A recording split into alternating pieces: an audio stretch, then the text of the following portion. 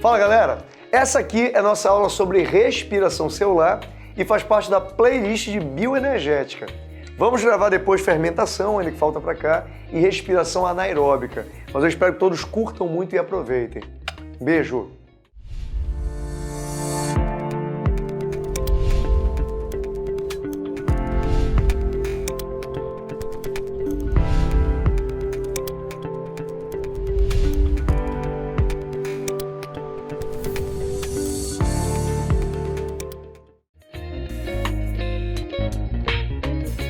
Fala, filhotes! Bom, essa aqui é mais uma aulinha para a nossa playlist de bioenergética. Nós já temos uma aula aqui no canal sobre fotossíntese, que era um processo autotrófico, onde eu tinha produção de nutrientes, certo? Beleza.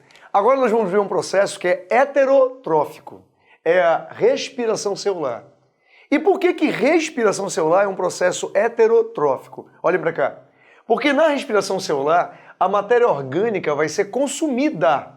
Aqui eu coloquei na equação geral a molécula de glicose, que é o C6H12O6. É um carboidrato, é um açúcar. Então, sempre que a matéria orgânica estiver sendo consumida, você está diante de um processo heterotrófico. Todo mundo entendeu? Então, separa de novo para mim. Fotossíntese é autotrófico, porque eu tenho produção da matéria orgânica. Respiração é heterotrófico, porque a matéria orgânica vai ser consumida. E na respiração celular, olha para a equação geral, filho. A matéria orgânica é consumida na presença de gás oxigênio. Então, se perguntarem, é um processo aeróbico ou anaeróbico? Aeróbico. Todo processo que consome oxigênio é aeróbico. Fechado? Como resultado da respiração, eu vou ter produção de gás carbônico. Fechado? Eu vou ter produção de água, e vou ter produção de energia. A energia fica armazenada em moléculas chamadas de ATP. Fecharam isso? Então, de novo, ó. Na equação geral, a glicose é consumida na presença do oxigênio. E aí produz gás carbônico, água e energia armazenada na molécula de ATP. Fechado isso? A grande pergunta é, professor, e quem é que realiza a respiração celular? Quem faz esse processo? Quase todo mundo, filho. Sabe por que quase todo mundo? Porque todas as células eucariontes e procariontes podem fazer esse processo. Podem fazer. Ó, exemplo, eucariontes, os animais realizam, os vegetais, os protozoários, são protistas, né? Os fungos. E os procariotos, eles têm muitas bactérias, por exemplo, que também são capazes de fazer respiração celular, essa respiração aeróbica. Tudo bem essa história? Mas tem uma curiosidade, vem cá. Quando a respiração celular acontece nos eucariontes, ela ocorre dentro de uma organela. Essa organela é famosíssima, se chama mitocôndria. Mas, ó filho, primeiro para chamar atenção logo, não tem mitocôndria em célula procarionte, tá? Não tem. Então, seres procariotos fazem respiração celular? Sim, mas não é na mitocôndria. Eu vou mostrar já já onde acontece, tá bom? Então, nos eucariontes, ela é na mitocôndria. Ao longo da aula, filho, eu vou citar partes da mitocôndria. Então, sabe o que eu acho legal a gente fazer agora, logo? Vamos pegar essas partes para a gente se situar, tá? Vamos lá. A mitocôndria vai ter duas membranas, tá? Eu separei as cores para ficar legal. A mais externa é essa de preto aqui, ó.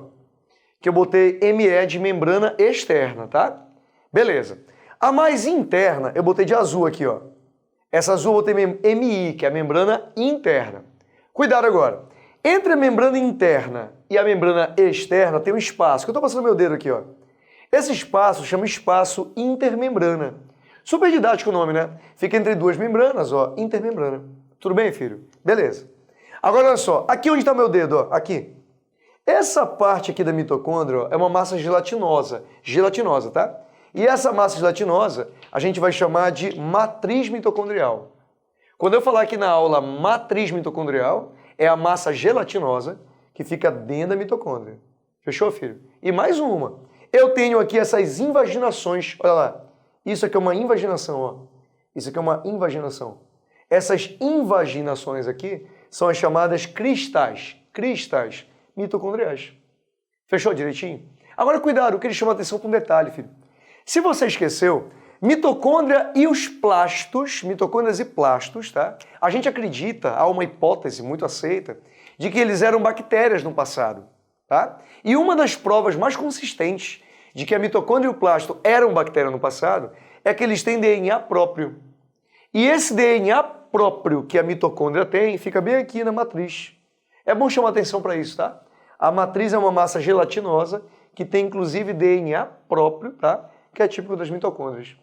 Tudo bem, filho, essa história? Beleza, vem cá comigo. Agora que você já conhece a equação geral da respiração, já sabe quem pode realizá-la, tá? E já conhece a mitocôndria, vamos para cá. Agora vamos descobrir as etapas que tem na respiração celular. Para ficar bem didático, bem organizado, eu dividi em 4 etapas. Cuidado, tem livro que divide só em 3, eu vou explicar isso, tá? Só que dividindo em 4 fica mais organizado, fica muito legal para estudar. Fechou? Vamos lá. A primeira etapa, filho, chama glicólise. Glicólise, tá? Essa fase aqui é a de quebra da glicose. E ela é a única delas, a única etapa que vai ser anaeróbica, ou seja, não consome oxigênio. Outro detalhe, ela vai ser a única das fases que não acontece na mitocôndria. Ela acontece no hialoplasma. Fechado? Ela vai acontecer fora das mitocôndrias. Repete sempre isso, tá? A glicólise é a única etapa que não consome oxigênio e única etapa que não ocorre na mitocôndria. Fechado? Sempre está isso na questão. Vamos lá. A segunda fase é a formação do acetilcoenzima A. Eu vou explicar como é que funciona isso, tá? Formação da acetilcoenzima A. Ela vai ser uma etapa aeróbica, tem que usar oxigênio, tá? Depende do oxigênio. E ela ocorre na matriz mitocondrial. Aí vem cá comigo. A matriz é essa massa gelatinosa bem aqui, ó. Fechou? Localiza aqui. Vamos lá. A terceira etapa é o chamado ciclo de Krebs, que é o nome do professor que descobriu, tá? Ciclo de Krebs. Também é uma fase aeróbica, usa o oxigênio, e também acontece na matriz mitocondrial. Então, de novo, é aqui, ó, na matriz, tá? Atenção agora. A quarta etapa, que é uma das mais importantes, é a cadeia respiratória. Cadeia respiratória. Essa etapa também é aeróbica, só que ela acontece na crista mitocondrial. Aqui, ó. Ela acontece nas invaginações, ó. Aqui nas cristas mitocondriais. Fechou, filho? Então, bora mais uma vez. As 4 fases da respiração celular são glicólise, formação da acetilcoenzima A, ciclo de Krebs e cadeia respiratória. Aí você diz assim, ó, a glicólise é a única fase anaeróbica e que acontece fora da mitocôndria. Fechado isso? Agora a gente vai descrever o que acontece em cada uma dessas fases. Mas olha, cuidado, calma. Primeiro uma coisinha importante para amarrar para a prova. Lembra que eu falei que os procariotos também fazem respiração, mas o procarioto não tem mitocôndria. Aí quando perguntarem na prova, você diz assim, ó, nos procariotos, nas bactérias, tá? A glicólise, a formação da acetilcoenzima A e o ciclo de Krebs vão acontecer no citoplasma da bactéria. No citoplasma da bactéria. E essa fase aqui, cadeia respiratória, vai acontecer na membrana plasmática da bactéria. Fechou, filho? Então, em procariontes, na prova, as 3 primeiras fases ocorrem no citoplasma e a última fase acontece na membrana plasmática. Muito bem, filhote. Agora vem uma das partes que eu considero particularmente essencial. Eu vou pegar cada uma das etapas da respiração e desmembrar para vocês o que acontece. Vai ter alguém que vai dizer assim, professor, mas a aula está muito técnica, está muito pesado, muito nome difícil. Isso cai na prova de verdade? Cai, filho. Tem que desmembrar direitinho para você ter uma compreensão geral, tá bom? Então, vamos começar. Primeiro faz assim para mim, ó. Tira um print da tela, que aí a gente vai explorar junto, tá? Vamos lá, vamos começar. Olha para cá. A primeira etapa é a glicólise, é a quebra da glicose. Lembra de um detalhe, é a única etapa que vai ser anaeróbica, que não consome oxigênio. Não consome, tá? E é a única etapa que não ocorre na mitocôndria. Não é na mitocôndria. Ela acontece no hialoplasma das células. Fechou? Vamos lá. Resumidamente é assim, filho. A glicose vai ser quebrada em 2 moléculas de piruvato. Tanto que a glicose tem 6 átomos de carbono e cada piruvato tem apenas 3. Fechou? Só que atenção, na quebra da glicose em piruvato, há uma molécula intermediária. Precisa saber, tá? Chama gliceraldeído 3-fosfato. Fechou, filho? Então, vamos olhar para cá. Você vai dizer assim, ó. Para começar a quebra da glicose, há o consumo de 2 ATPs. Eles estão sendo consumidos. 2 ATPs, tá? Se não tivesse ATP, não começa o processo. Fechou? Aí eu vou quebrar a glicose em duas moléculas de gliceraldeído 3-fosfato. Vamos lá. Agora, esse gliceraldeído tem que converter em piruvato. Essa conversão, filho, vai acontecer o seguinte, ó. Primeiro, vai liberar energia. E essa energia liberada na conversão vai ser armazenada na molécula de ATP. Olha que legal, gente. Cada processo desse vai produzir 2 ATPs, ó. Cuidado agora. A glicólise, então, produz 4 ATPs, olha aqui. Só que foram consumidos 2 no início. Então, o rendimento da glicólise é apenas 2 ATPs. Entendeu direitinho? Produziu 4, mas consumiu 2. Tudo bem, filho? Além disso, para o gliceraldeído ser transformado em piruvato, acontece a saída de hidrogênios e de elétrons. E esses hidrogênios e elétrons que saem precisam ser aceptados, precisam ser carregados. E quem carrega eles é uma substância chamada NAD. NAD. Quando o NAD se liga ao hidrogênio e ao elétron, ele forma o que a gente chama de NADH2. Fechou? Então, para cada conversão dessa, eu produzi um NADH2 e 2 moléculas de ATP. Organizou direitinho, filho? Vamos lá. Olha comigo. Cada piruvato desse foi produzido no hialoplasma fora da mitocôndria, tá? O que vai acontecer agora?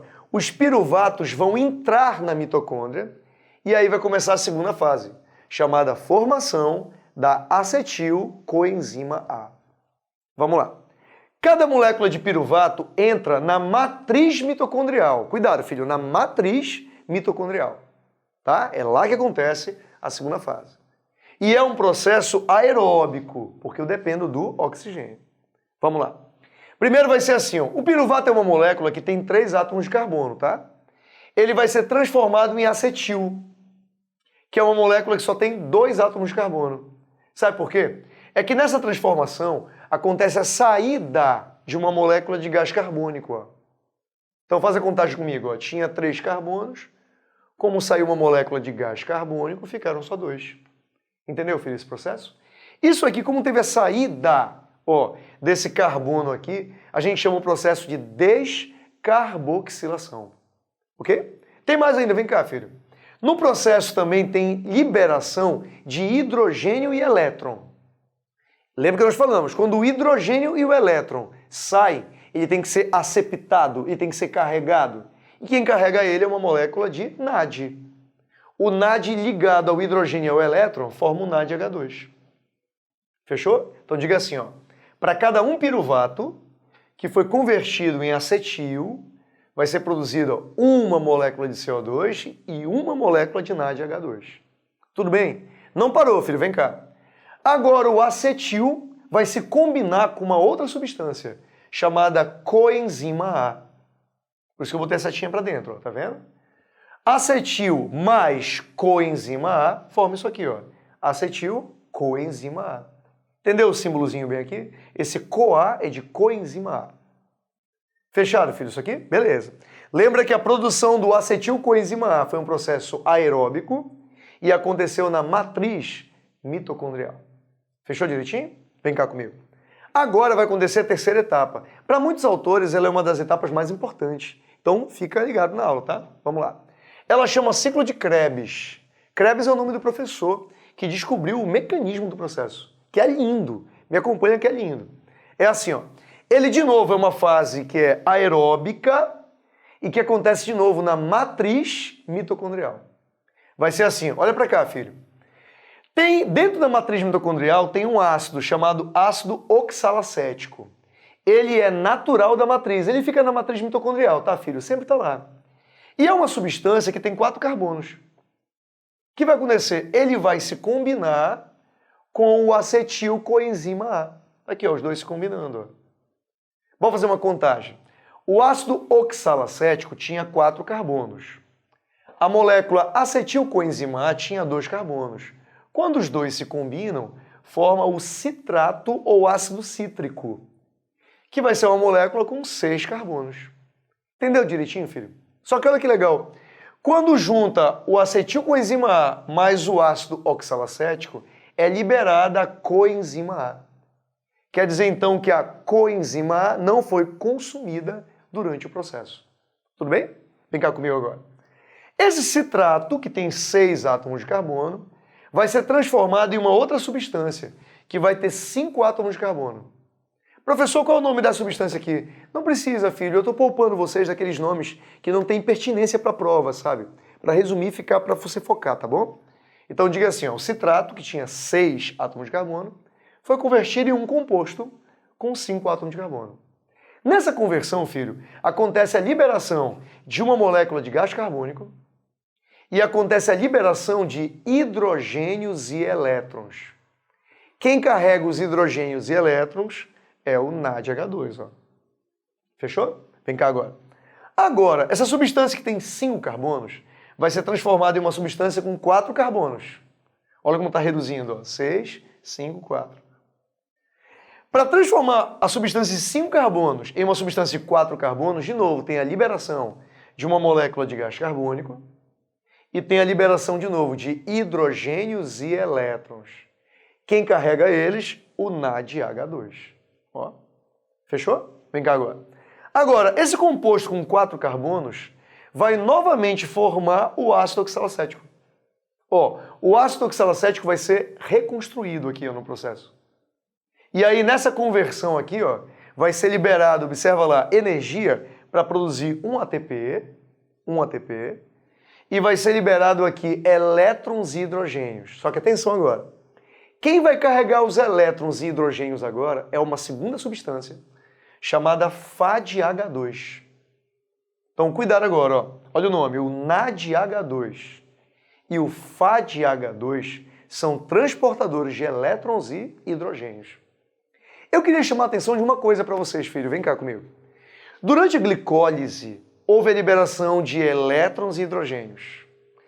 Na formação do acetilcoenzima A, teve liberação de elétrons e hidrogênios. E no ciclo de Krebs tem a liberação de elétrons e hidrogênios. Por quê? Eu vou te mostrar já já que os elétrons e o hidrogênio vão gerar energia para a produção de muito ATP. Então a coisa mais importante desse processo todo que você viu, das 3 etapas que você viu, foi a liberação de elétrons e hidrogênios que vão ser usados como fonte de energia. Eu vou já te mostrar como isso acontece. Muito bem, gente. Agora vamos terminar a respiração celular vendo a sua última etapa. Vamos lá. A última fase chama cadeia respiratória. Inclusive o nome é cadeia respiratória porque eu vou ter uma cadeia de proteínas que vão participar do processo, tá? Ou chama também de fosforilação oxidativa. É que a palavra fosforilação quer dizer produção de ATP. E oxidativa porque o oxigênio vai ter um papel muito fundamental aqui nessa aula que a gente vai conhecer agora. Só que olha que interessante, olha para cá para a imagem, filho. Eu percebi, ao longo dos anos, que a dificuldade inicial aqui é entender o desenho. A gente tem que se localizar, entendeu? Bora fazer isso agora, vamos lá. Olha para cá. Imaginem que essa membrana de preto, que eu botei bem aqui, ó, essa linha de preto, é a membrana externa da mitocôndria, que é essa bem aqui, ó, a membrana externa. Tá bom? Agora imagina que essa membrana de azul que eu botei aqui, ó, é a membrana interna da mitocôndria, que também é chamada crista mitocondrial. Tudo bem? Então essa azul aqui é a crista mitocondrial. Agora, olha onde eu estou passando meu dedo aqui, filho. Essa parte bem aqui, ó. Essa área fica entre a crista e a membrana externa. Isso aqui é o chamado espaço intermembrana. Ó, que seria essa região bem aqui, ó.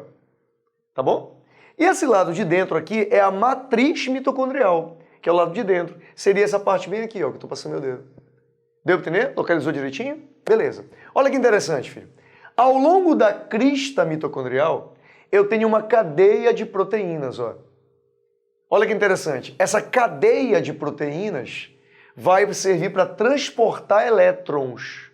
Daí a gente chama de cadeia transportadora de elétrons. Fixou, filho? E tem uma proteína que deu um destaque, vai ficar diferente, essa aqui de preto, ó, que é a chamada ATP sintase.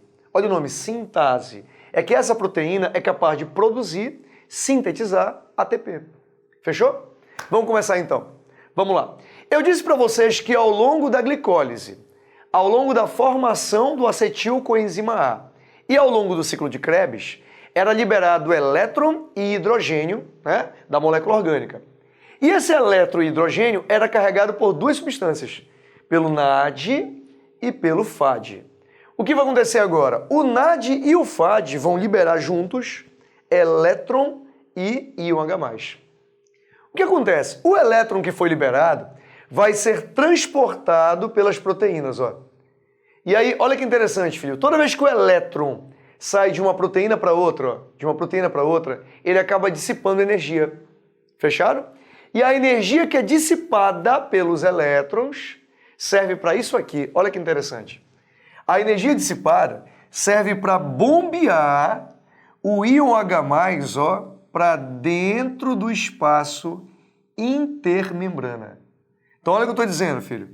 Esse próton H+, ele é bombeado, é um transporte ativo, ele é bombeado da matriz para o espaço intermembrana. Agora, para ele ser bombeado, precisa de energia. E essa energia vem de onde, professor? Vem da energia dissipada pelos elétrons, quando os elétrons são passados, né, transferidos pelas proteínas. Bora mais uma vez? Então vamos lá. O elétron vai ser transferido de uma proteína para outra. Nessa transferência, o elétron dissipa energia.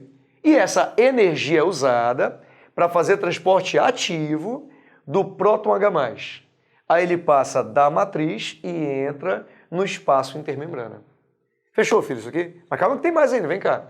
Vai chegar uma hora, gente, que aqui no espaço intermembrana, a quantidade de próton H+ vai crescer muito, filho, vai ficar muito alta. Ó, vai ter muito próton H+ aqui. Aí a quantidade de próton H+ é tão grande no espaço intermembrana, que olha o que vai acontecer agora, esse próton H+ começa a voltar para a matriz. Ó, só que ele volta para a matriz por essa proteína chamada ATP sintase. Olha que interessante, filho. Quando o próton H+ atravessa a proteína ATP sintase, ela faz um movimento de rotação. E esse movimento de rotação dissipa muita energia. Muita, muita. Uma parte da energia que é dissipada é transformada em calor. Mas uma grande parte da energia dissipada vai ser armazenada na molécula de ATP. Então, ó, boa parte da energia que está sendo dissipada da ATP sintase é armazenada na molécula de ATP. Por isso que o nome desse processo é cadeia respiratória, porque o elétron passou por uma cadeia de proteínas. Por isso que chama o processo de fosforilação, porque a energia dissipada pela ATP sintase é armazenada no ATP. Mas calma, filho, que vem agora o grande momento da aula, que é assim, ó. Quando o elétron passou pela última proteína, ele tem que ter um ligante final. Esse elétron tem que ter o último ligante, o último aceptor. E sabe quem é esse último aceptor do elétron? É o gás oxigênio. A mesma coisa é o próton H+. Quando o próton H+ retorna para a matriz, ele tem que ter um último aceptor, um último ligante. E quem é? É o gás oxigênio. Então olha o que eu vou fazer bem aqui. O gás oxigênio recebe esse elétron e recebe o próton H+. Só que na forma que o oxigênio se liga ao elétron e ao próton H+, acaba sendo produzida a molécula de água. Então atenção, filho. Quando perguntarem qual é o papel do oxigênio nesse processo de cadeia respiratória, é que ele é o último aceptor do elétron e é o último aceptor do hidrogênio. Deu para entender direitinho? Bom, dá uma olhadinha para cá, filho. Depois que nós vimos essa aula toda, vem o cálculo de rendimento. É que nós descobrimos o seguinte, olha que legal. Antigamente se achava que cada molécula de NAD era capaz de produzir 3 ATPs. E cada molécula de FAD era capaz de produzir 2 ATPs. Bom, agora com os novos estudos, né, que a gente tem um pouquinho mais de tecnologia para descobrir isso daqui, perceberam que estava errado. Na verdade ficou assim, ó. O rendimento atual é o seguinte, cada NAD só forma 2,5 ATP. e cada FAD só forma 1,5. Sendo assim, vem cá comigo. Olha como é que fica. A primeira etapa foi a glicólise. Era quando a glicose formava o piruvato. Aí lá era produzido 2 ATPs e eram formados 2 NADH2. Olha agora. Já que eu formei 2 NADH2 e cada um deles forma 2,5 ATPs, então formaram 5 ATPs. Só que tem um problema, filho. Esse NADH2 que foi produzido na glicólise, ele não entra em algumas mitocôndrias. Tem células do nosso corpo que a mitocôndria é impermeável para a entrada de NADH2. E aí, para o NAD entrar na mitocôndria, vai ser consumido o ATP. E aí, ó, já que foi consumido 1 ATP para cada NAD, é perdido 2. Ó. Aí 5 menos 2 ficam 3 ATPs. Fechado isso? Vamos lá. A segunda etapa foi a transformação do piruvato em acetilcoenzima A. Né? Esse processo liberou 2 NADH2. Como cada um forma 2,5 ATPs, foi 5. Fechou? A última etapa foi o ciclo de Krebs. No ciclo de Krebs foram produzidos 6 NADH2. Se cada um forma 2,5 ATP, formaram 15 ATPs. Tudo bem? Me acompanha o cálculo. Foi produzido aqui 2 FADs. Como cada FAD produz 1,5 ATP, então formei 3 ATPs. E foi produzido 2 ATPs também. Se eu contar o número de ATPs, filho, formaram 30. Então, hoje os estudos apontam que na respiração celular, para cada uma molécula de glicose, são formados 30 ATPs. Mas, ó, essa questão não para aqui, filho. O que eu quero que você faça? Coloca esse esqueminha que eu fiz aqui no quadro, printa ele direitinho, vou até sair da tela.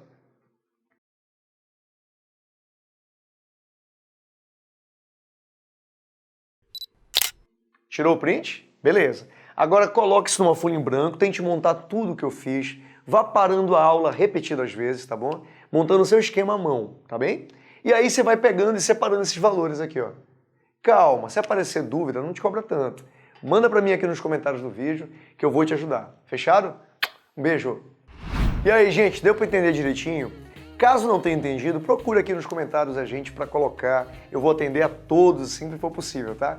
Procura a gente também no Instagram, que lá também é uma forma de atendimento mais rápido que eu posso dar. Uma atenção especial para cada um de vocês. E indica o vídeo, que quanto mais inscritos tiver aqui, mais aulas eu coloco para vocês.